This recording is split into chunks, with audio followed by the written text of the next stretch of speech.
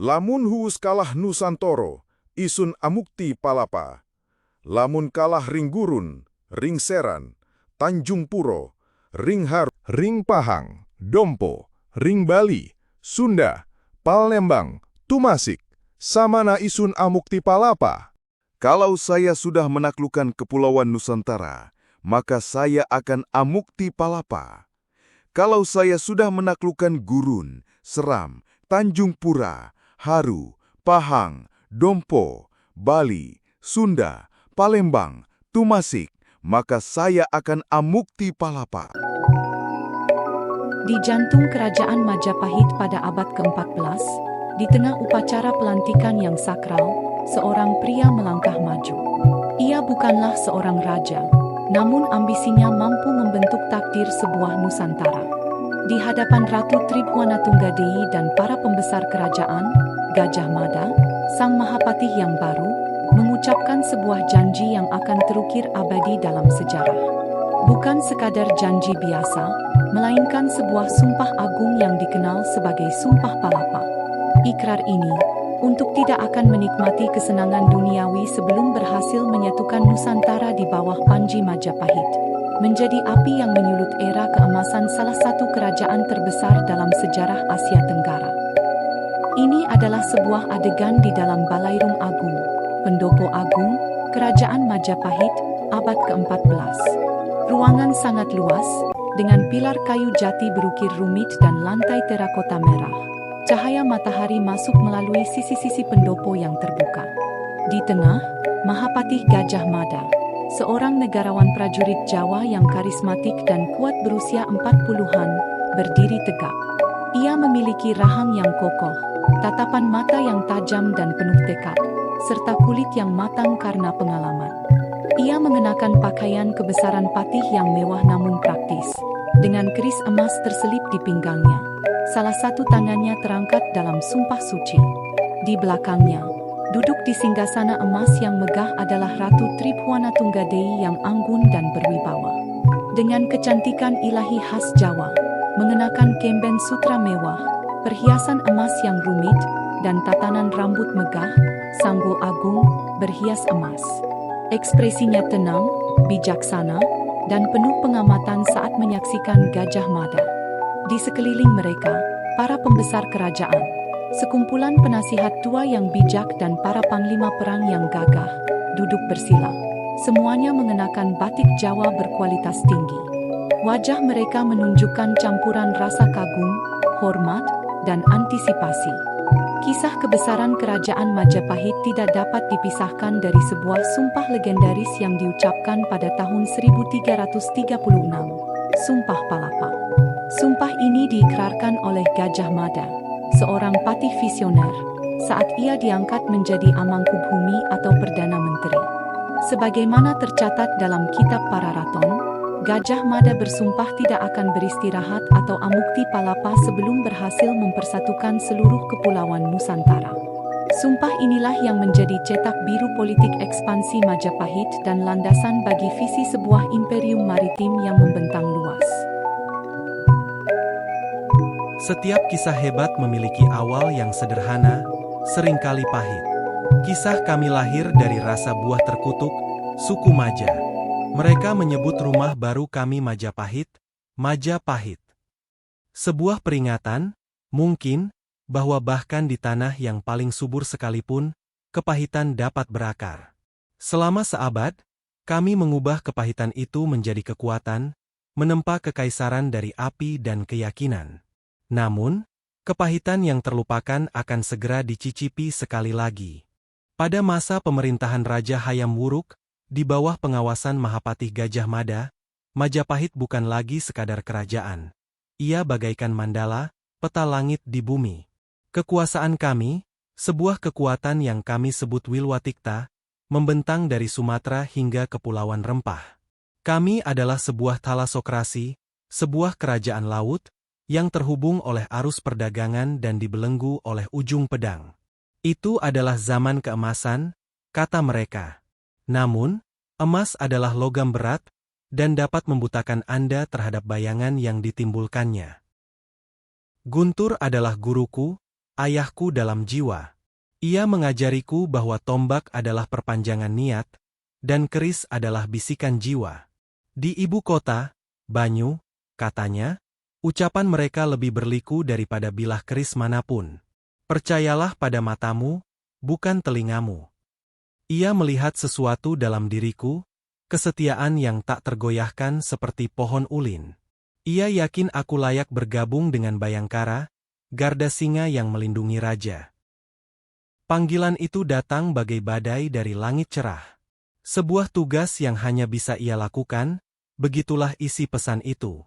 Aku melihat keraguan di matanya, secercah ketidakpastian yang belum pernah kulihat sebelumnya. Kemasi barang-barangmu, Banyu, perintahnya, sudah waktunya kau melihat jantung kerajaan. Itu bukan undangan, itu firasat. Trowulan sungguh menakjubkan. Gerbang-gerbang bata merah, candi bentar, yang megah menjulang tinggi, diapit oleh patung-patung terakota para penjaga yang gagah berani. Skala dan tatanan kota yang begitu besar, begitu berbeda dari desanya, sungguh luar biasa. Trowulan adalah kota para dewa dan manusia. Batu-batunya seakan berdenyut penuh kekuatan, dengan gema sejarah dan penaklukan. Bagi seorang bocah yang hanya mengenal gemerisik daun jati dan kicauan burung rangkong, pemandangan itu indah sekaligus mengerikan. Guntur pun merasakannya. Tangannya bertumpu pada gagang kerisnya, sebuah isyarat penghormatan sekaligus peringatan. Kota itu menyambut kami, tetapi bukan teman kami. Guntur berdiri di hadapan Gajah Mada di sebuah ruangan remang-remang. Banyu menunggu di luar, hanya melihat sekilas melalui layar kayu berukir. Sang Mahapatih adalah sosok yang gagah dan tak tergoyahkan. Kata-kata mereka rendah dan tegang. Halaman istana yang ramai. Banyu menyaksikan Rakai Manu berpidato, tawanya menggema. Ia memikat para bangsawan dan wanita dengan keanggunannya yang alami, tetapi Banyu memperhatikan bagaimana matanya terus-menerus mengamati area itu, tanpa melewatkan apapun, senyumnya tak pernah sampai ke mata mereka. Sesosok bayangan menancapkan belati yang tampak asing, yang dikaitkan dengan para pembunuh dari daratan, di kamar Guntur yang sederhana. Sebuah botol racun langka diletakkan di sampingnya. Sebuah surat palsu dengan stempel Guntur yang dipalsukan diserahkan kepada Kapten Bayangkara. Halaman dipenuhi pengawal Bayangkara. Gajah Mada berdiri di atas panggung tinggi, wajahnya seperti batu yang tak terbaca. Guntur diseret keluar, terikat rantai. Rakai Manu menyajikan buktinya. Mata Guntur menemukan Banyu di antara kerumunan, bukan dipenuhi rasa takut, melainkan perintah tanpa suara dan putus asa. Matahari terbit pagi itu di dunia yang jungkir balik.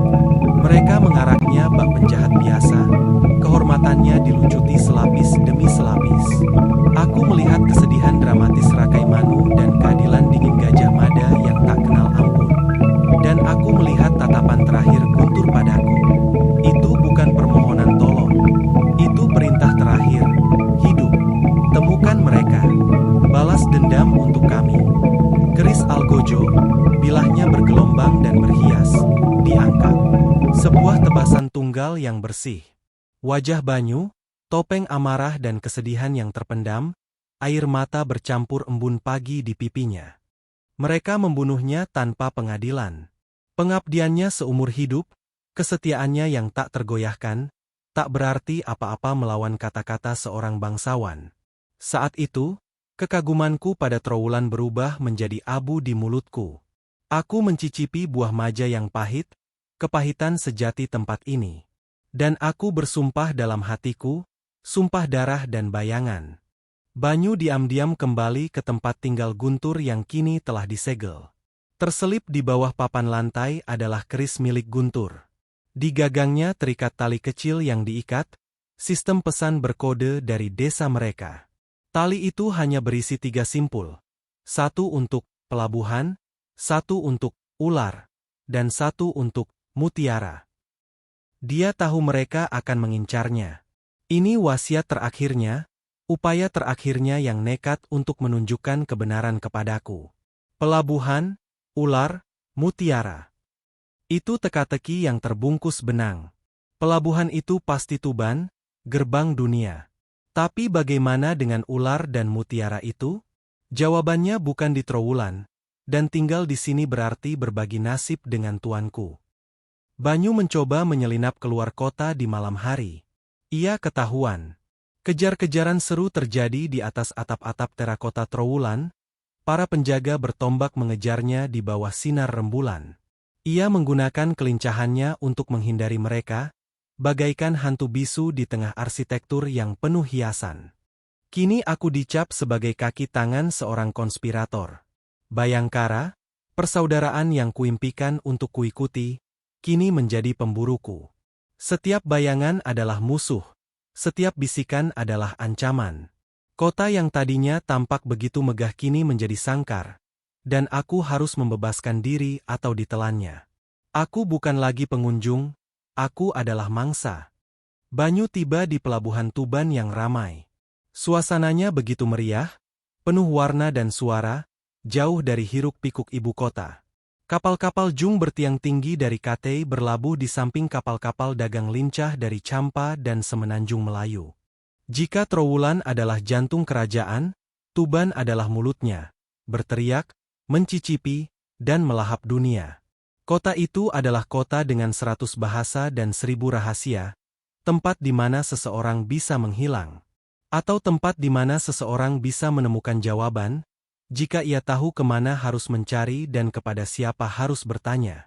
Simpul pertama adalah pelabuhan. Aku di sini. Sebuah kedai yang bising dan penuh asap di dekat dermaga. Para pelaut, pedagang, dan tentara bayaran dari berbagai suku berjudi dan minum. Banyu mengamati ruangan, mencari tanda. Matanya tertuju pada tanda kedai itu. Seekor ular naga melingkar dengan mutiara raksasa di mulutnya. Mutiara ular. Ular dan mutiara. Itu bukan metafora, itu sebuah tempat. Guntur adalah seorang prajurit, pria yang praktis. Ia telah membawaku ke sarang pencuri dan mata-mata. Inilah pusat keramaian kota, tempat bisikan-bisikan diperjualbelikan bagai cengkeh dan pala. Aku harus melangkah hati-hati. Satu kesalahan langkah di sini akan menjadi yang terakhir. Banyu menyaksikan permainan congklak yang dimainkan di meja pojok. Seorang perempuan, Kirana, sedang bermain melawan seorang pedagang yang kasar dan menang dengan mudah. Gerakannya cepat, tepat, dan ia tampak melihat 3 langkah ke depan. Ia tidak seperti perempuan-perempuan lain yang pernah kulihat, baik dayang-dayang istana maupun para istri desa. Ada rasa percaya diri dalam posturnya, tatapannya tajam. Ia menggerakkan kerang-kerang dengan strategi seorang jenderal dan bakat seorang penjudi. Ia tidak hanya bermain-main, ia sedang mengendalikan ruangan. Aku merasa dialah orang yang perlu kuajak bicara. Banyu menghampiri Kirana. Ia menawarkan koin emas kecil, meminta informasi. Kirana menatapnya dengan dingin, mengambil koin itu, lalu menyuruhnya pergi. Orang yang kau cari kabarnya, si pengkhianat, dari ibu kota, punya bayangan yang jatuh sampai ke pelabuhan ini. Tinggallah di dalamnya, dan kau akan terkubur. Saat Banyu pergi, ia terpojok di gang sempit yang dipenuhi tumpukan karung rempah-rempah. 2 pembunuh bayaran, dengan wajah tertutup, menyerang dengan pisau karambit kecil melengkung. Mereka bergerak dengan kecepatan mematikan, tetapi Banyu menggunakan tongkat tombaknya untuk menghalau mereka di tempat sempit itu. Jangkauan Rakai Manu sangat luas. Ia telah mengirim anjing-anjing pemburu untuk menyelesaikan pekerjaannya, untuk menghapus sisa-sisa yang belum selesai. Aroma kayu manis dan lada memenuhi paru-paruku saat aku berjuang untuk hidup. Mereka bukan pengawal istana. Mereka profesional, pembunuh yang bergerak dengan keheningan yang mematikan. Mereka meremehkan seorang pemuda desa yang tak punya apa-apa lagi untuk dipertaruhkan. Tepat saat salah satu pembunuh berhasil melewati pertahanan Banyu, sekarung cengkeh berat jatuh menimpanya dari balkon di atas. Kirana muncul, memegang pisau lempar kecil berbobot. Ia mengalihkan perhatian pembunuh kedua, memberi Banyu celah yang dibutuhkannya untuk melucuti senjatanya. Aku salah. Dia bukan sekadar pemain. Dia adalah seorang partisipan. Intervensinya tepat, penuh perhitungan, dan menyelamatkan hidupku. Dia telah memutuskan bahwa kapalku yang tenggelam setidaknya layak ditonton sedikit lebih lama. Mungkin dia melihat sesuatu dalam perjuanganku yang putus asa yang dia kenali. Bertahan hidup. Banyu dan Kirana berdiri di samping para pembunuh yang tak berdaya. Aku benci urusan yang belum selesai di kotaku. Katanya dengan suara rendah. Guntur dulu membeli informasi dariku. Dia orang baik. Buruk untuk bisnis. Terbunuh seperti itu. Motifnya bukan amal, melainkan campuran bisnis dan sedikit loyalitas kepada mantan klien. Guntur telah mempercayainya. Itu berarti saya pun bisa, setidaknya, untuk saat ini. Dia bukan sekutu yang ditempa demi kehormatan, melainkan demi kepentingan bersama. Di dunia tempat saya berada, ikatan itu sama kuatnya. Kirana membawa Banyu ke bagian pelabuhan yang terpencil. Sebuah kapal jung berlayar hitam tanpa tanda sedang dimuati peti-peti senjata di bawah pengawasan seorang pria bertato di wajahnya. Ciri khas klan bajak laut ternama dari Laut Sulu. Jaringan Kirana sangat luas. Ia bercerita kepada saya bahwa Guntur telah menanyakan tentang kapal hantu ini sebelum ia dipanggil kembali ke Trowulan. Kapal itu berlabuh tanpa membayar bea. Suatu prestasi yang hanya mungkin dilakukan dengan perlindungan dari seseorang yang sangat berkuasa. Kapal itu tidak mengangkut rempah-rempah. Peti-petinya terlalu berat dan terlalu panjang. Peti-peti itu membawa senjata. Kirana menunjuk pengawas yang bertato. Ia bekerja hanya untuk dirinya sendiri, kecuali jika harganya segunung emas. Seorang bangsawan di ibu kota membayar segunung itu. Guntur mendengar sebuah nama berbisik-bisik sehubungan dengan kiriman-kiriman ini, Rakai Manu. Itu dia. Tautannya. Lilitan ular itu melilit pasukan rahasia. Rakai Manu bukan sekadar merencanakan kudeta. Ia menyewa bajak laut asing, orang-orang yang tidak setia kepada Majapahit, untuk melakukan pekerjaan berdarahnya. Guntur telah mengungkapnya, dan karenanya, ia dibungkam. Kini rahasianya menjadi milikku. Di dalam kapal kecil milik Kirana yang sempit, ia dan Banyu menyusun rencana. Mereka butuh bukti, sesuatu yang lebih dari sekadar bisikan nama, sesuatu yang nyata untuk ditunjukkan kepada Gajah Mada. Mereka memutuskan untuk mencegat pengiriman senjata terakhir. Sungguh gila. 2 orang melawan kru bajak laut yang didukung oleh salah satu orang terkuat di kerajaan. Tapi kegilaan adalah satu-satunya yang tersisa. Kami tak bisa melawan Manu di istana bisik-bisiknya. Jadi kami harus melawannya dengan cara kami sendiri, di perairan terbuka. Laut, tidak seperti istana, tak pernah berbohong. Banyu, yang diselimuti kegelapan, melakukan lompatan maut dari tiang kapal Kirana ke dek kapal hantu yang sedang berlayar. Ia menyelinap ke bawah dek, bagaikan hantu di perut sang monster. Seluruh otot tubuhku menjerit protes, tetapi rasa takut adalah kemewahan yang tak mampu kutanggung. Nasib warisan majikanku bergantung pada lompatan keyakinan ini. Dek kapal licin karena cipratan air laut, udara dipenuhi bau tar dan garam. Di dalam kegelapan palka, dikelilingi oleh alat-alat pemberontakan, aku benar-benar sendirian.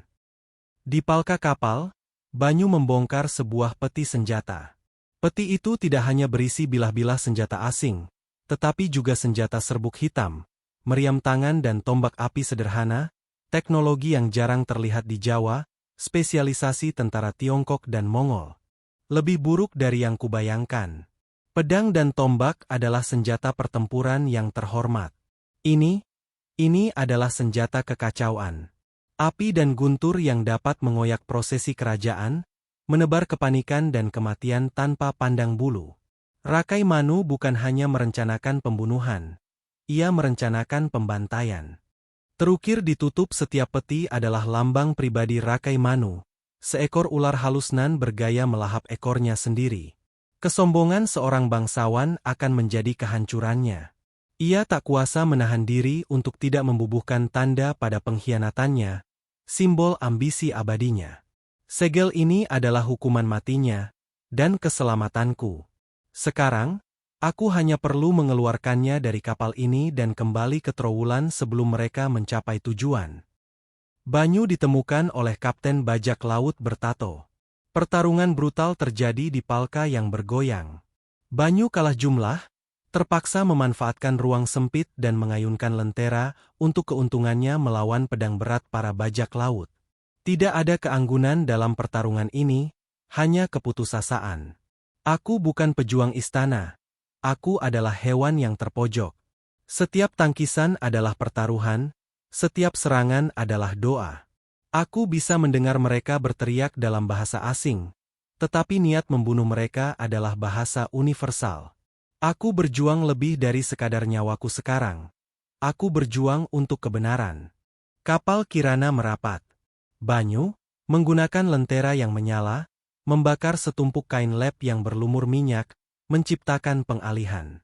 Saat asap memenuhi Palka, ia meraih tutup peti dengan segelnya dan melompat nekat ke laut, tempat kru Kirana menariknya ke atas kapal. Api adalah satu-satunya sekutuku dalam kegelapan. Api penyucian untuk menebar kekacauan di antara para konspirator. Guncangan dingin laut adalah pembaptisan, membasuh ketakutanku dan hanya menyisakan tekad yang murni dan dingin. Saat kapal Kirana melaju pergi, kapal hantu itu menghilang dalam asap, aku memegang potongan kayu itu seolah-olah itu adalah permata paling berharga di kerajaan. Kapal kecil Kirana bertempur melawan lautan yang bergolak dan diterjang badai. Mereka berpacu kembali ke Jawa, dengan angin muson di belakang mereka. Kapal hantu itu pasti sedang mengejar mereka. Para dewa laut murka malam itu. Rasanya seolah-olah surga sendiri sedang mencoba menghentikan kami. Kirana sangat hebat di kemudi, menguasai ombak, membaca arus bagaikan gulungan. Ia bukan lagi sekadar pedagang. Ia seorang pejuang, medan perangnya adalah lautan yang liar. Kami dipersatukan oleh musuh bersama dan badai yang sama. Malam di tengah badai yang relatif tenang, Kirana merawat luka Banyu. Mereka berbagi pemahaman diam-diam. Ia melihat sosok yang berprinsip di balik penampilan sinisnya. Ia melihat kehormatan yang teguh di balik dukanya. Dalam keheningan di antara deru angin, kami berbincang tanpa kata. Sentuhannya lembut namun praktis, matanya menyimpan rasa hormat yang enggan. Kami berasal dari dunia yang berbeda, aku dari bumi, ia dari air. Tetapi jalan kami telah menyatu menjadi satu arus yang berbahaya. Saat itu, aku tahu aku tak lagi sendirian dalam perjuangan ini. Pada saat fajar, alih-alih pelabuhan utama Tuban, Kirana menggunakan pengetahuannya untuk bernavigasi ke sebuah teluk tersembunyi, jauh dari mata-mata Rakai Manu yang mengintip. Fajar menyingsing, mewarnai langit dengan semburat jingga dan ungu. Kembali ke Tuban sama saja dengan bunuh diri. Kirana tahu setiap batu karang dan karang di pesisir ini, setiap pelabuhan tersembunyi tempat sebuah rahasia dapat dibawa ke darat dengan aman. Tanah terasa kokoh di bawah kakiku, pelukan hangat setelah amukan laut. Namun perjalanan kami masih jauh dari selesai. Bagian paling berbahaya, perjalanan kembali ke Trowulan, baru saja dimulai. Banyu dan Kirana menempuh perjalanan darat, menembus hutan lebat dan desa-desa yang sepi. Mereka berjalan kaki, menyamar sebagai petani miskin, selalu waspada. Mereka melihat kehidupan sederhana rakyat yang nasibnya mereka coba lindungi. Kami bergerak bak hantu di tanah kami sendiri. Di setiap desa, aku melihat wajah-wajah rakyatku sendiri. Petani, ibu, anak-anak, semuanya hidup di bawah naungan seorang raja yang tak pernah mereka temui. Guntur mengabdi kepada mereka. Kini aku memikul beban ini untuk mereka. Pencarianku bukan lagi tentang balas dendam, melainkan tentang melindungi perdamaian yang rapuh ini. Di perjalanan pada siang hari mereka menemukan sebuah pos pemeriksaan di jalan utama menuju Trowulan, yang dijaga bukan oleh tentara biasa, melainkan oleh pengawal pribadi Rakai Manu. Mereka menghentikan dan menggeledah semua pelancong. Jaring Manu semakin mendekat. Ia telah mengantisipasi kepulangan kami. Jalan utama diblokir, sebuah garote baja mengencang di sekitar ibu kota. Kewenangannya sedemikian rupa sehingga ia dapat mengendalikan jalan tanpa ragu. Tertangkap sekarang, dengan bukti yang begitu dekat dengan tujuannya, sungguh tak terpikirkan. Kirana membawa mereka keluar dari jalan raya dan memasuki jalan setapak kuno yang ditumbuhi semak belukar menembus hutan. Para pedagang telah menghindari pajak lebih lama daripada Majapahit berdiri. Candanya, Selalu ada jalan lain. inilah wilayah kekuasaannya sekarang. Hutan itu sama berbahayanya dengan laut, tetapi Kirana menavigasinya dengan naluri yang luar biasa, membaca ranting patah dan batu berlumut seperti ia membaca bintang. Jalan setapak ini adalah urat nadi kehidupan, sebuah bukti ketangguhan mereka yang hidup di celah-celah kerajaan. Jalan setapak itu lambat, berbahaya, tetapi merupakan jalan ke depan. Pada malam hari saat mereka beristirahat di dekat api unggun kecil, Banyu mengasah kerisnya, pusaka keluarga. Kirana bertanya tentang hal itu. Ia menjelaskan bahwa sang empu, sang pandai besi, konon mengilhami bilah keris dengan roh, dan roh inilah yang membisikkan peringatan akan bahaya. Di duniaku, keris lebih dari sekadar senjata. Ia adalah leluhur, pelindung. Ayahku bercerita bahwa bilahnya, yang ditempa dengan api dan doa, menyimpan rohnya sendiri. Katanya, keris akan bernyanyi untukku saat bahaya mendekat. Malam ini, di bawah kanopi hutan, aku bisa merasakan getaran samar dan berdengung dari besinya. Kami tidak sendirian. Para pembunuh elit Rakai Manu bergerak tanpa suara di antara pepohonan, menyerang. Mereka adalah penguasa hutan, menggunakan sumpitan dan panah beracun sebelum turun untuk pertempuran jarak dekat. Banyu dan Kirana bertarung secara bergantian, pertahanan mati-matian melawan sosok-sosok bayangan itu. Mereka datang dari kegelapan, sesunyi kabut hutan. Mereka bukan bajak laut atau penjaga. Mereka pemburu, dan kami mangsa mereka. Udara dipenuhi desingan anak panah dan benturan baja. Kirana, dengan pisau-pisaunya yang tajam, dan aku, dengan tombak dan kerisku, menjadi pusaran pertahanan yang putus asa. Ini bukan pertempuran untuk sebuah kerajaan. Ini adalah perjuangan primitif untuk satu tarikan napas lagi. Tertekan, Banyu dan Kirana terpaksa mundur. Mereka melompat dari tebing pendek ke sungai yang berarus deras, memanfaatkan arus untuk membawa mereka menjauh dari para pengejar ke dalam kegelapan. Hutan telah berbalik melawan kami, jadi kami mempercayakan hidup kami pada sungai. Airnya dingin, kejutan brutal yang merenggut napas kami, tetapi juga penyelamat kami. Air itu menghanyutkan jejak kami, aroma kami, dan membawa kami menjauh dari kepastian kematian. Saat kami terjun bebas di jeram, aku memegang erat tutup peti seolah-olah itu adalah hatiku sendiri. Lelah dan babak belur, mereka terdampar di dekat reruntuhan candi kuno berlumut. Mereka berlindung di dalamnya, wajah-wajah tenang para bodhisattva batu mengawasi mereka. Kami menemukan perlindungan di rumah para dewa kuno yang terlupakan. Waktu telah mengikis batu itu, tetapi tidak dengan kedamaian yang tersisa di sini. Dalam kehadiran para penjaga kuno yang tenang ini, kami merasakan jeda sejenak. Dunia manusia, dengan segala rencana dan pengkhianatannya, terasa sangat jauh. Kami adalah dua jiwa yang tersesat yang menemukan perlindungan di pangkuan sejarah.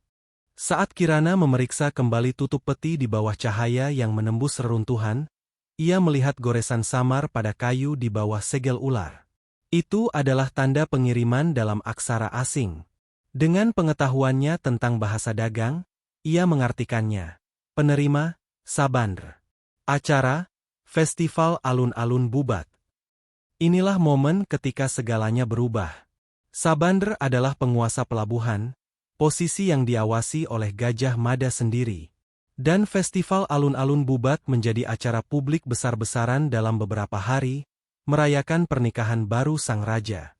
Senjata-senjata itu bukan untuk sekadar membunuh raja, melainkan untuk mempersenjatai para konspirator di dalam pemerintahan Gajah Mada sendiri, untuk membantai keluarga kerajaan dan Gajah Mada di alun-alun, dengan menyamar sebagai serangan asing.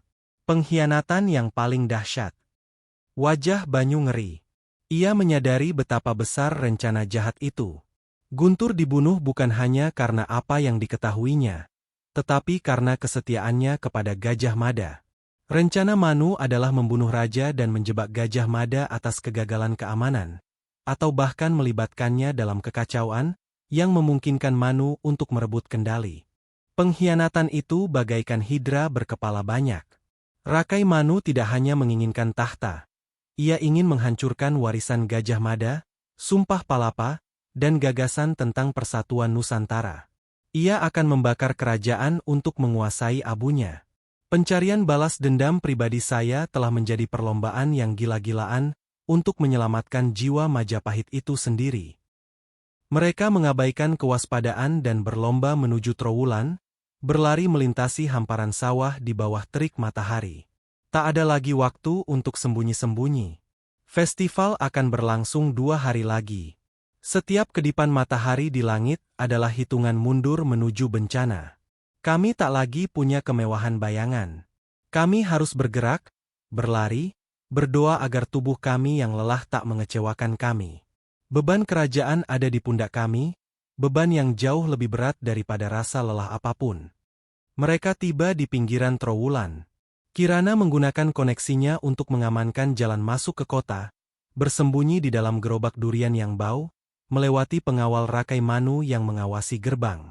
Bau busuk sang raja buah adalah jubah kami. Itu adalah cara yang merendahkan hati, bahkan hampir lucu, untuk kembali ke pusat kekuasaan. Namun di kota yang sedang siaga tinggi, penyamaran yang paling kentara terkadang adalah yang terbaik. Kami diselundupkan kembali ke dalam kandang, kali ini bukan sebagai mangsa, melainkan sebagai pemburu. Trowulan adalah lautan perayaan. Spanduk-spanduk berkibar di setiap gedung, dan orang-orang dari seluruh penjuru kerajaan memenuhi jalan, menuju lapangan Bubat untuk menghadiri festival. Suasana dipenuhi antisipasi dan kegembiraan, sangat kontras dengan misi suram para pahlawan. Banyu mencoba mendekati kompleks Gajah Mada, tetapi dihadang oleh barisan pengawal elit Bayangkara, calon saudaranya. Bagi mereka, ia masih buronan. Mereka tidak akan membiarkannya lewat. Ironinya adalah sebuah tikaman pisau yang kejam. Pria-pria yang dulu kuidolakan kini menjadi penghalang utamaku. Mereka melihatku dan melihatku sebagai murid pengkhianat.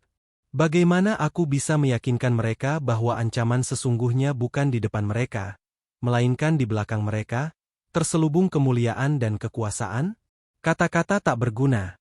Mereka hanya percaya pada baja dan komando. Kirana pergi ke kedai teh yang dikenal sebagai tempat pertemuan jaringan informan Gajah Mada, Telik Sandi. Ia tidak punya bukti untuk mereka, tetapi ia menggunakan bayarannya untuk menyampaikan pesan berkode sederhana yang akan disampaikan langsung kepada Wakil Mahapatih. Mutiara ular telah terdampar di pantai, dan retak. Penantian yang menegangkan. Banyu hendak ditangkap ketika seorang petugas Bayangkara berwajah tegas mendekat. Ia menatap Banyu, lalu Kirana, dan mengucapkan satu kata. Ayo. Dia tidak mengatakan siapa yang memanggil mereka. Waktu terasa begitu panjang. Aku sedang bersiap untuk pertarungan terakhir yang sia-sia ketika panggilan itu datang. Itu bukan penangkapan, tapi juga bukan pengampunan. Itu undangan ke tengah badai. Apakah pesan Kirana berhasil? Ataukah kami sedang menuju eksekusi kami sendiri?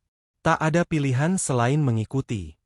Banyu dan Kirana dibawa ke ruangan yang keras dan fungsional tempat Banyu terakhir kali melihat Guntur. Gajah Mada duduk di balik meja jati besar. Matanya bagai kepingan obsidian. Tutup peti dengan segel ular berada di atas meja di antara mereka. Ia belum melihat mereka. Seluruh fokusnya tertuju pada bukti-bukti yang memberatkan. Berdiri di hadapan Gajah Mada berarti berdiri di hadapan perwujudan hidup kerajaan. Ia memancarkan aura otoritas absolut yang membungkam udara.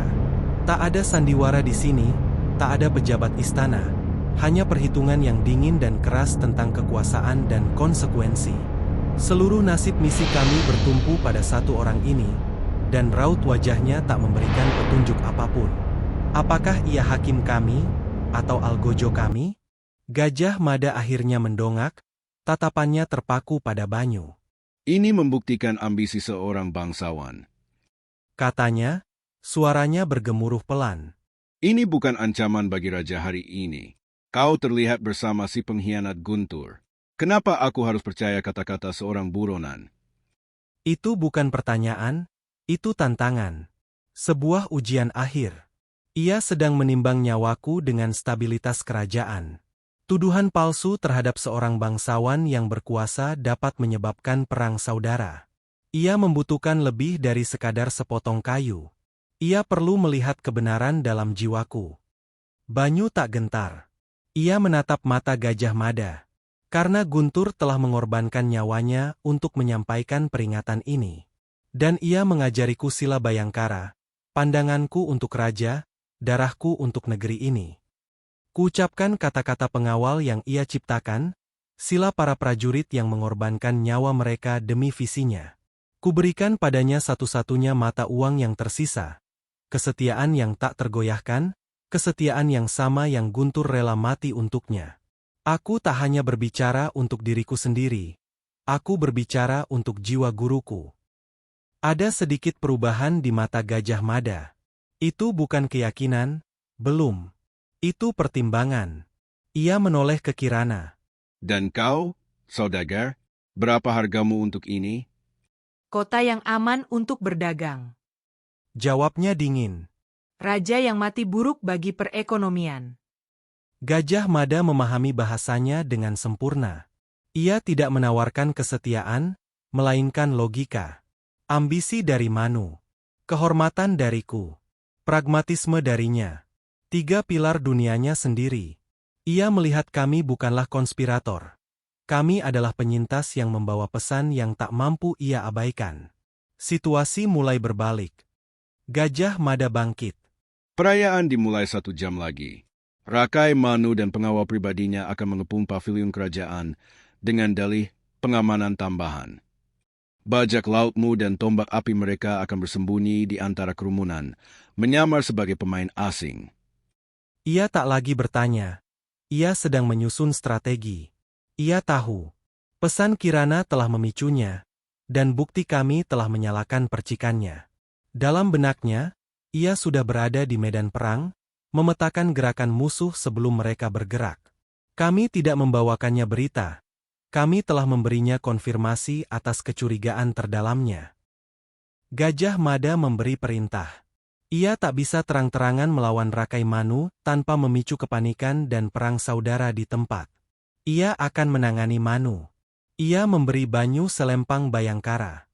Bajak laut di kerumunan adalah tanggung jawabmu. Hentikan tombak api. Raja tak boleh dilukai. Jangan biarkan siapapun melihat kepanikan ini. Kepada Kirana. Kau, temukan Sabander. Dialah kuncinya. Akhirnya aku diberi lencana yang kuimpikan, bukan dalam sebuah upacara kehormatan, melainkan dalam sebuah awal yang nekat menuju pertumpahan darah.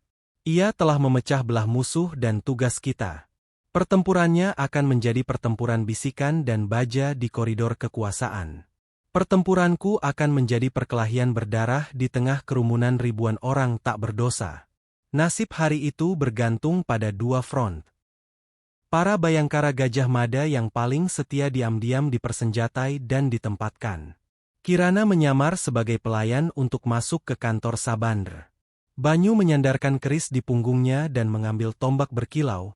Wajahnya seperti topeng tekad yang muram. Tarian hening dan panik sebelum badai. Pedang diasah, kesetiaan ditegaskan. Di setiap sudut istana, perang tersembunyi sedang berlangsung. Trowulan telah menjadi papan permainan catur yang mematikan, dan semua bidaknya mengarah pada sang raja. Alun-alun bubar. Sebuah pertunjukan yang megah. Para penari, pemusik, dan penampil menghibur kerumunan yang besar. Raja Hayam Wuruk, muda dan karismatik, duduk di sebuah pavilion tinggi bersama ratu, diapit oleh Gajah Mada dan Rakai Manu yang tersenyum dan percaya diri. Itulah kerajaan yang paling cemerlang, paling semarak. Sebuah permadani budaya dan kekuasaan yang hidup. Dan di balik itu semua, seekor ular melilit siap menyerang. Dari sudut pandang saya di atap terdekat, saya melihat semuanya. Kebohongan yang indah, dan kebenaran mematikan yang tersembunyi di dalamnya. Saya harus melindungi mimpi dari kenyataan.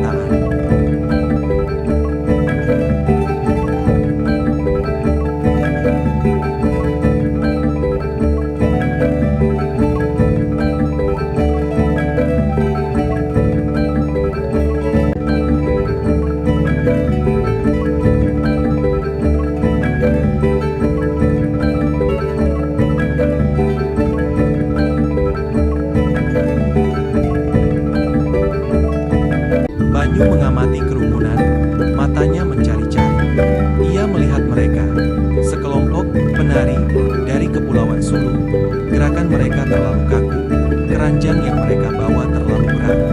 Ia melihat kilauan tong logam yang tersembunyi di balik kain warna-warni. Mereka bersembunyi di depan mata, keganasan mereka tertutupi oleh kekacauan yang menggembirakan. Namun seorang pejuang tahu sikap seorang pejuang. Aku melihat ketegangan di bahu mereka, cara mata mereka tertuju pada paviliun kerajaan, bukan pada kerumunan. Mereka adalah virus dalam aliran darah festival, menunggu sinyal untuk membakar semuanya. Kirana telah menyelinap ke kantor Sabandr. Kepala pelabuhan ada di sana, berkeringat, dengan sekantong emas di mejanya. Anak buah Rakai Manu bersamanya. Ia menciptakan pengalih perhatian, api kecil yang dinyalakan secara strategis, untuk memisahkan Sabandr dari para pengawalnya. Medan perang Kirana adalah medan perang kecerdasan dan tipu daya. Ia tahu konfrontasi langsung adalah kebodohan. Ia memanfaatkan keserakahan dan kepanikan mereka untuk melawan mereka, menciptakan momen kekacauan untuk mengisolasi targetnya. Sementara aku bersiap untuk pertempuran baja, ia bertarung dengan api dan ketakutan. Di paviliun kerajaan, Rakai Manu dengan halus menyentuh gagang kerisnya. Itulah isyaratnya. Di seberang alun-alun, para bajak laut yang menyamar mulai mengangkat tombak api mereka. Saatnya telah tiba. Sebuah isyarat sederhana untuk melepaskan neraka. Jantungku berdebar kencang di dadaku, seperti ketukan drum yang menghitung mundur detik-detik terakhir masa keemasan Majapahit. Segalanya, kematian Guntur, pengejaran, badai, telah mengarah pada momen tunggal yang mengerikan ini. Tepat saat bajak laut pertama mengangkat senjatanya, Banyu melemparkan tombaknya dari atap. Tombak itu melayang di udara, sebagai perpanjangan dari tekadnya, dan menusuk tombak api itu, menghancurkan senjata itu dan menjepitnya ke pelampung kayu. Lenganku bergerak secara naluriah, sebuah wadah untuk semua duka dan amarahku. Itu adalah doa yang terbuat dari besi dan kayu, teriakan putus asa melawan badai yang akan datang. Untuk sesaat yang mencekam, hening, kebisingan festival memudar saat tombakku menemukan sasarannya.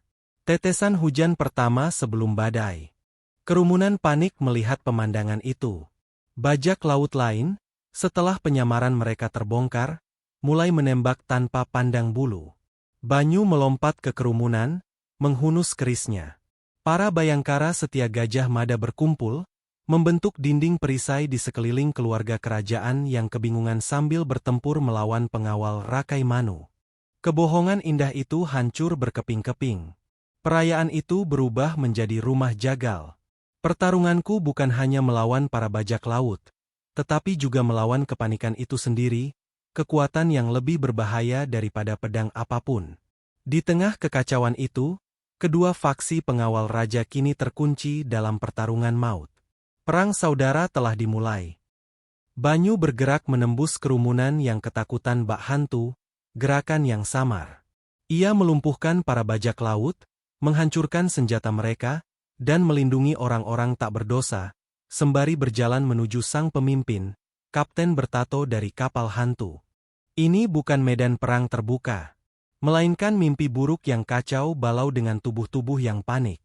Setiap serangan harus tepat sasaran, agar aku tidak melukai orang-orang yang telah kusumpah untuk lindungi. Aku bukan sekadar pejuang. Aku adalah perisai, pisau bedah, yang berusaha mengiris kanker tanpa membunuh pasiennya. Kembali di paviliun, kekacauan merajalela. Gajah Mada berhadapan langsung dengan Rakai Manu. Ambisimu berakhir hari ini, sepupu. Katanya, suaranya terdengar sangat tenang sementara pengawal mereka bertempur di sekitar mereka. Manu tersenyum. Tidak, Mahapati. Ambisimu yang berakhir. Pertempuran mereka adalah pertarungan sejati, sebuah benturan kehendak yang akan menentukan masa depan kerajaan. Jika pertarunganku adalah pertarungan raga, pertarungan mereka adalah pertarungan jiwa Majapahit. Sang penakluk melawan sang guru persatuan. Ular melawan gajah. Ratu Tribhuwana, ibu Hayam Wuruk sekaligus mantan penguasa, berdiri tegap, menghunus belati kecil bertahtakan permata. Ia melindungi putranya, matanya berkobar menantang. Ia bukan gadis yang harus dilindungi. Dalam darah dinasti Rajasa mengalir api kesatria. Ibu Suri, yang telah memerintah kerajaan atas namanya sendiri, tidak takut dikhianati. Pada saat itu, ia bukan sekadar ibu yang melindungi putranya. Ia adalah seorang ratu yang membela warisannya. Keberaniannya adalah raungan sunyi yang mempermalukan para pengkhianat. Banyu akhirnya berhadapan dengan Kapten Bajak Laut bertato itu. Duel mereka brutal dan personal. Pedang berat sang bajak laut melawan keris lincah Banyu. Itu bagaikan tarian kematian di tengah teriakan pengunjung festival. Ia adalah perwujudan fisik dari pengkhianatan Manu. Melawannya bagaikan melawan arwah orang yang telah memerintahkan kematian Guntur. Ini lebih dari sekadar kewajiban. Ini adalah pembalasan dendamku. Pedangnya yang berat adalah kekuatan murni. Kerisku adalah semangat dan amarah. Salah satu dari kami tak akan menyerah. Kirana memojokkan Sabander yang ketakutan. Dengan pisau di lehernya, ia memberinya pilihan. Kematian cepat dariku, atau kematian lambat dari Gajah Mada atas pengkhianatanmu. Katakan di mana rute pelarian Manu yang sebenarnya. Ia mengaku, sambil mengoceh tentang lorong tersembunyi di bawah paviliun. Kirana, yang selalu pragmatis, tahu bahwa kemenangan bukan hanya tentang memenangkan pertarungan, tetapi tentang menutup semua pintu bagi musuh. Ia mengamankan pengakuan itu, paku terakhir di peti mati Manu. Ia tidak menumpahkan darah. Ia mematahkan tekad seorang pria dengan rasa takut dan logika. Kemenangannya sama totalnya dengan kemenangan di medan perang. Di paviliun, situasi berbalik. Anak buah Gajah Mada lebih terlatih dan lebih disiplin. Rakai Manu menyadari rencananya gagal. Ia mencengkeram sang raja muda, menodongkan keris ke lehernya, menjadikannya perisai manusia. Inilah serangan terakhir sang ular yang nekat. Ketika kekuasaan kandas, sang ambisius berubah menjadi pengecut. Ia menunjukkan sifat aslinya, bukan sebagai calon raja, melainkan sebagai penjahat biasa. Dengan mengancam simbol hak ilahi untuk memerintah, ia kehilangan hak apapun atas kekuasaan itu. Ia telah kalah, dan ia tahu itu. Saat Manu menyeret raja menuju rute pelarian tersembunyi yang diungkap Kirana, Banyu, setelah mengalahkan Kapten Bajak Laut itu, melihat pemandangan itu dari tepi alun-alun. Dengan semburan energi terakhir, ia melemparkan kerisnya. Bilahnya berputar dari ujung ke ujung, tepat sasaran. Keris itu tidak membunuh Manu, tetapi mengenai pergelangan tangannya, memaksanya menjatuhkan senjatanya. Keris itu tidak berbisik kali ini, ia menjerit. Keris itu terlepas dari tanganku, membawa beban kehormatan majikanku, keberanian Kirana, dan harapan kerajaan. Itu adalah momen tunggal yang sempurna dari naluri dan latihan. Bukan pukulan yang mematikan, tetapi pukulan yang melumpuhkan. Sebuah sayatan untuk memisahkan ular dari taringnya. Rakai Manu menatap tangannya yang berdarah dengan tak percaya. Ia mendongak dan melihat Gajah Mada berdiri di hadapannya, tanpa ekspresi. Bayangkara yang setia telah mengamankan raja dan mengepung Manu. Tak ada jalan keluar. Pertempuran telah usai. Pada akhirnya, bukan pertempuran besar yang menentukan pemenangnya, melainkan serangkaian tindakan kecil yang penuh tekad. Sebuah peringatan dari orang yang telah tiada. Keberanian seorang saudagar. Kesetiaan seorang pemuda desa. Ular itu terpojok, taringnya dicabut, dan dikalahkan sepenuhnya. Alun-alun menjadi sunyi, satu-satunya suara hanyalah rintihan orang-orang yang terluka dan kibaran panji-panji kerajaan. Alun-alun bubat hancur lebur. Dekorasi yang meriah telah hancur, tanah berserakan dengan korban konflik singkat yang brutal. Rakyat jelata, yang terkejut dan ketakutan, dirawat oleh para prajurit yang setia. Sebuah kerajaan telah diselamatkan, tetapi perayaan itu telah mati. Luka-luka hari ini tak kunjung pudar. Kita telah menang, tetapi kemenangan itu terasa seperti abu. Inilah harga yang harus dibayar untuk menjaga persatuan, sebuah perhitungan publik yang berdarah yang menunjukkan kepada semua orang betapa rapuhnya perdamaian. Banyu, Kirana, dan Sabander yang ditawan berdiri di hadapan Gajah Mada, Hayam Wuruk, dan Ibu Suri di ruang singgasana yang kini telah diamankan. Rakai Manu berlutut, terikat. Kekacauan di alun-alun digantikan oleh keheningan yang dingin dan mencekam di istana. Zaman baja telah berakhir. Zaman penghakiman telah dimulai.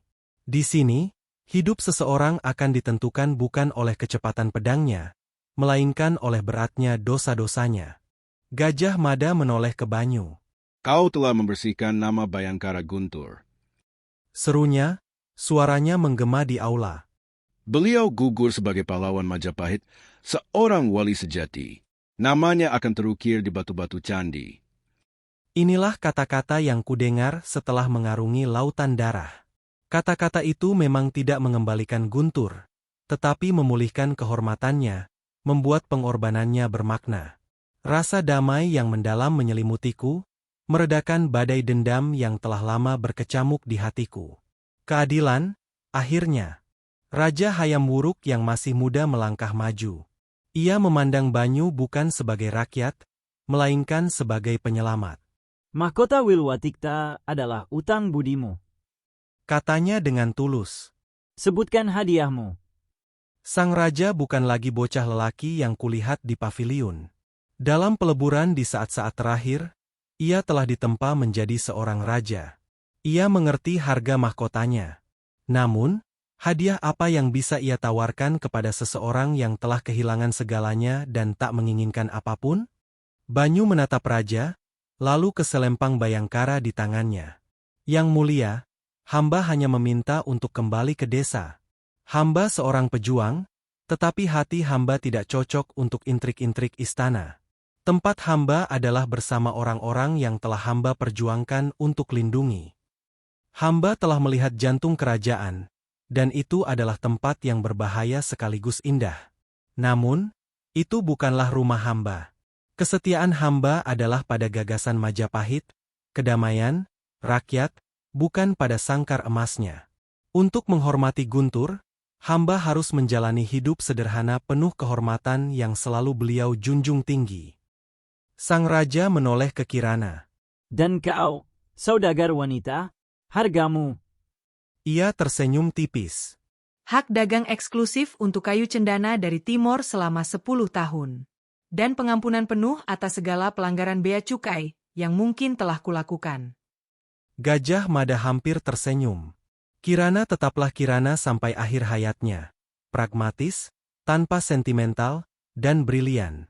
Ia telah mempertaruhkan nyawanya demi kerajaan, dan ia ingin dibayar untuk itu. Hadiahnya bukanlah kehormatan atau kemuliaan, melainkan kekuatan yang berbeda, kekuatan yang mengalir mengikuti arus perdagangan. Dan dengan caranya sendiri, kekuatan itu sama pentingnya bagi kekuatan kerajaan. Gajah Mada menatap Rakai Manu. Tak ada amarah di matanya, hanya kekecewaan yang mendalam dan dingin. Pengkhianatan adalah penyakit. Katanya. Dan itu membutuhkan sentuhan seorang ahli bedah. Implikasinya jelas dan final. Rakai Manu akan lenyap dari catatan sejarah, kehidupan dan pengkhianatannya terhapus. Tak akan ada eksekusi publik untuk menciptakan seorang martir. Hukuman Rakai Manu adalah yang paling ia takuti. Dilupakan. Ia yang telah berusaha menuliskan namanya sendiri di lembaran sejarah, akan terhapus sepenuhnya darinya. Itu adalah takdir yang lebih mengerikan daripada pedang apapun. Banyu dan Kirana berdiri di gerbang kota. Matahari terbenam, meninggalkan bayangan panjang. Mereka saling memandang, dua insan dari dunia berbeda yang menjalin ikatan tak terpisahkan.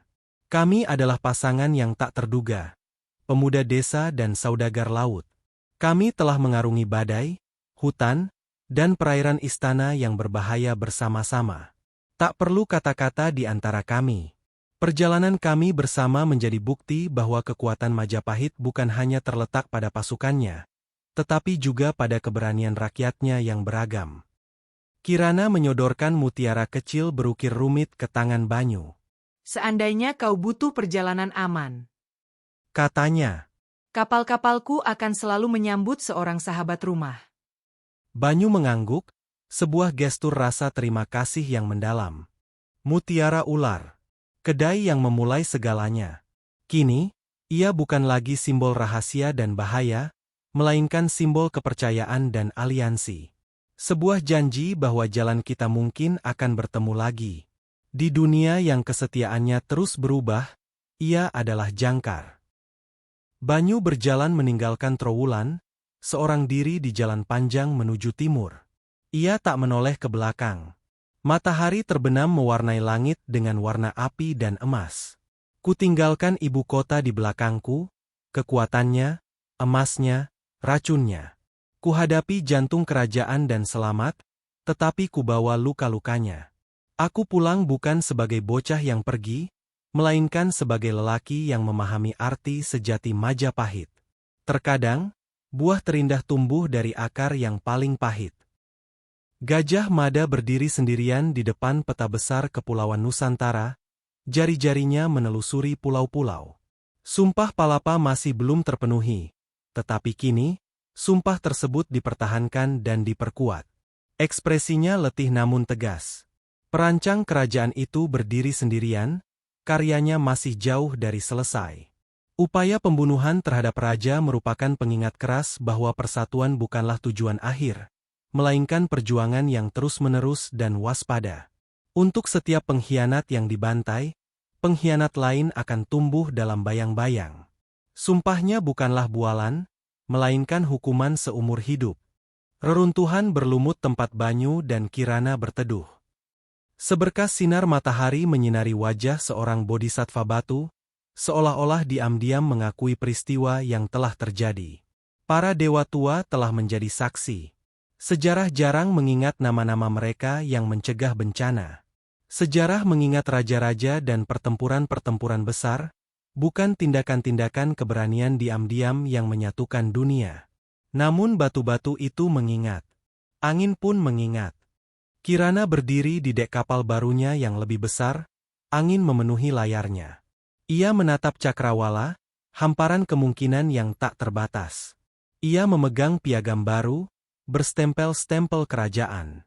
Bagi Kirana, petualangan baru saja dimulai. Laut adalah rumahnya, kerajaannya. Ia telah memainkan permainan besar dan menang, meraup kekayaan yang kelak menjadikannya legenda di pelabuhan-pelabuhan dagang. Ia adalah bukti bahwa di kerajaan Majapahit, kekuasaan tak hanya dapat ditemukan dengan pedang, tetapi juga dengan pikiran yang tajam dan kapal yang cepat. Banyu berlutut di depan makam guntur yang baru didirikan dan terhormat di desa asalnya. Ia meletakkan selempang bayangkaranya di atas batu nisan. Perjalananku berakhir di tempat awalnya.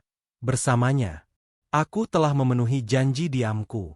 Aku meletakkan selempang itu bukan sebagai penolakan terhadap Bayangkara, melainkan sebagai laporan akhir kepada komandanku. Tugas telah selesai.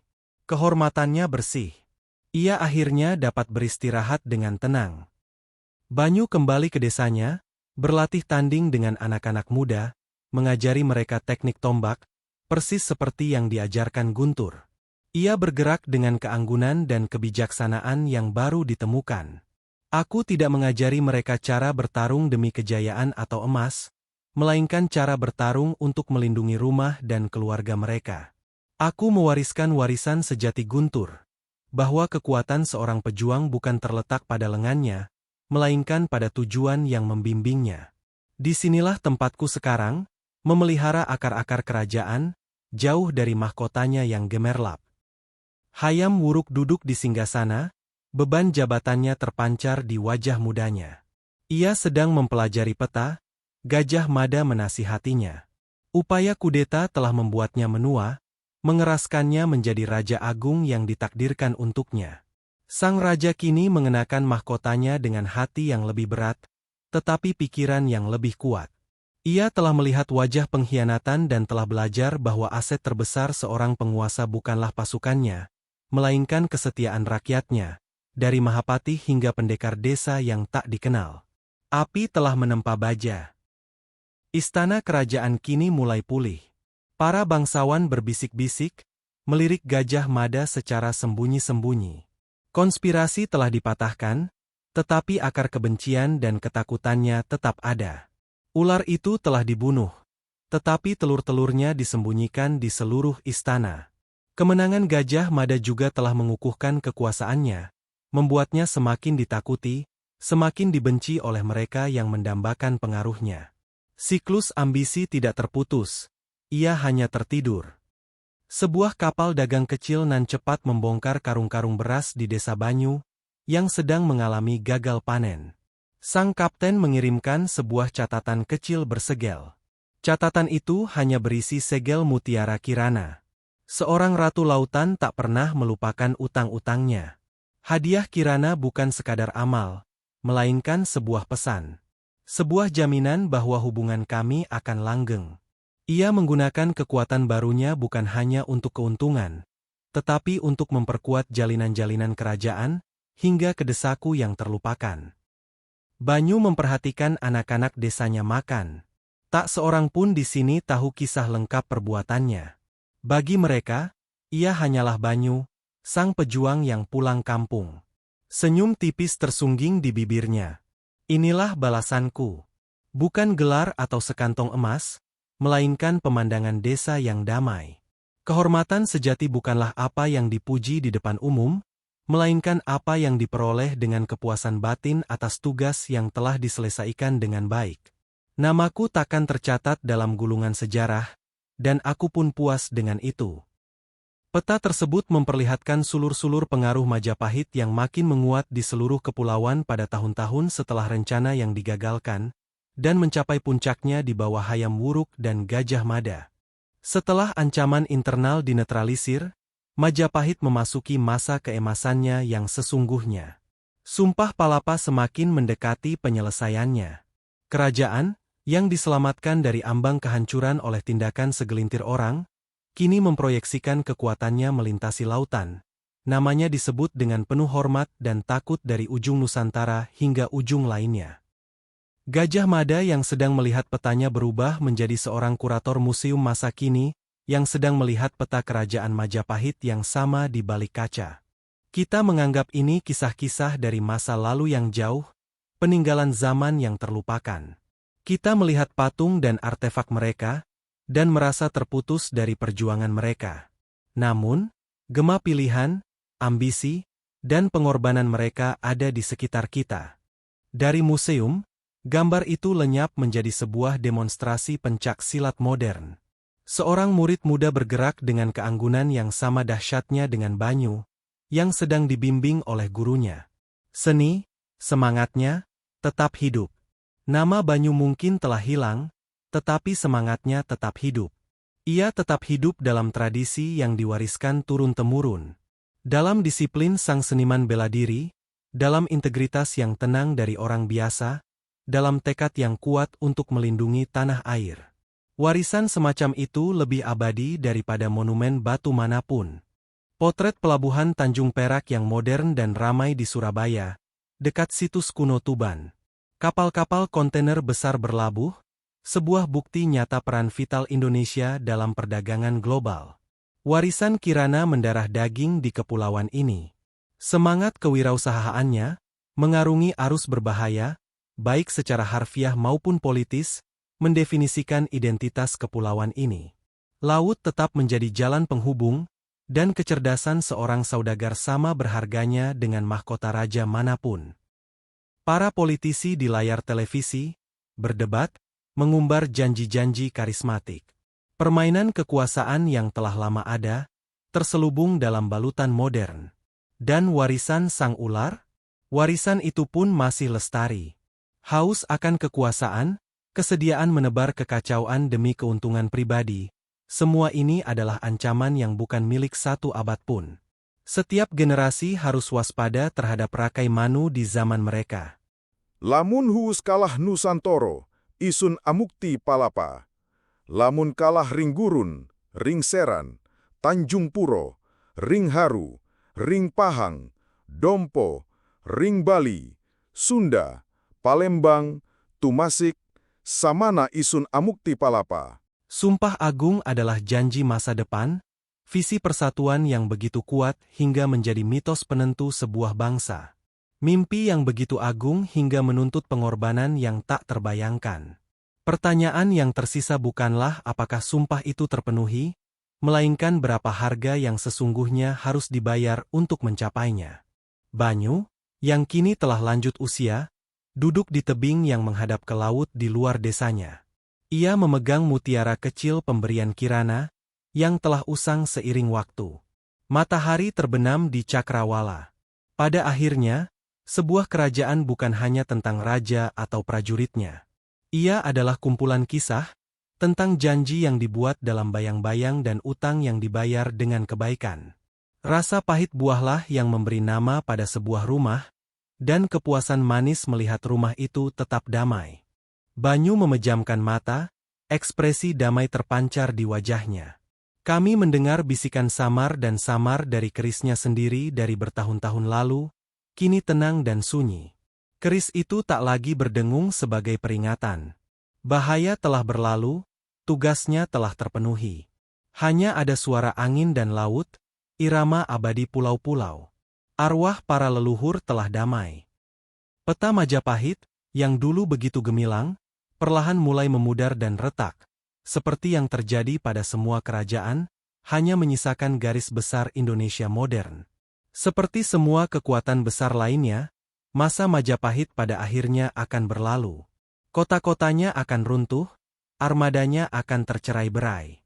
Namun gagasannya, gagasan tentang satu bangsa, satu tanah, yang terhubung oleh laut, akan tetap abadi.